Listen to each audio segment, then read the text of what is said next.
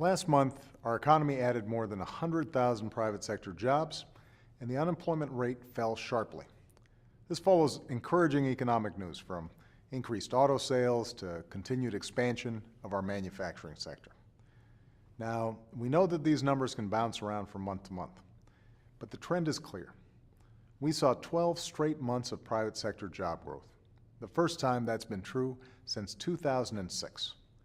The economy added 1.3 million jobs last year, and each quarter was stronger than the last, which means the pace of hiring is picking up.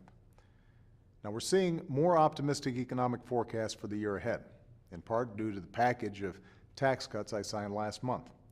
I fought for that package because while we are recovering, we plainly still have a lot of work to do. The recession rocked the foundations of our economy and left a lot of destruction and a lot of doubt in its wake.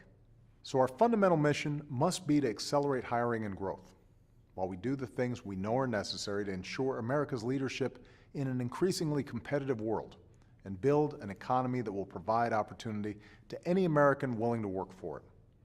I'm absolutely confident we'll get there. I'm confident first and foremost because of you, because the ingenuity of our entrepreneurs and business owners, the tenacity of our workers, and the determination of the American people. This is what has made our economy the envy of the world. But we have to do everything we can to help our businesses and workers win in this new economy. Now, yesterday I visited the Thompson Window Company, a small business in Maryland. Over the past year, sales there have grown by 55%, thanks in part to an energy tax credit we created. And this year, they're also planning to take advantage of a new tax incentive for businesses. For 1 year, any business, large or small, can write off the full cost of most of their capital investments. This will make it more affordable for businesses like Thompson Creek to expand and to hire.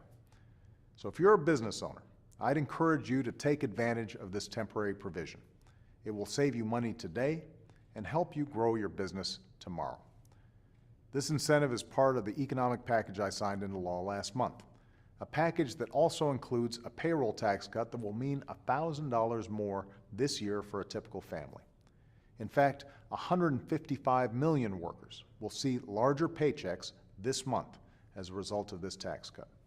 12 million families will also benefit from a $1,000 child tax credit and an expanded earned income tax credit.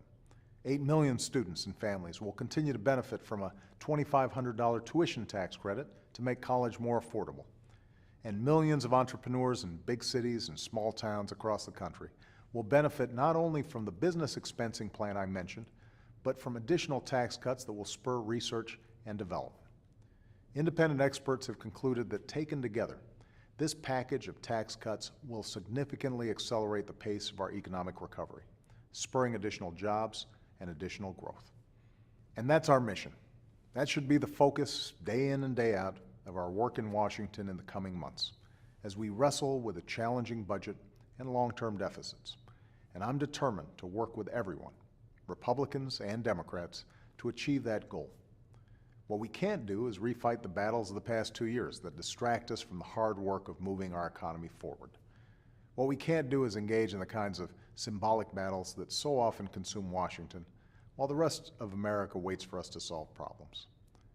The tax cuts and other progress we made in December were a much-needed departure from that pattern. Let's build on that admirable example and do our part here in Washington so that the doers, the builders, the innovators in America can do their best in 2011 and beyond.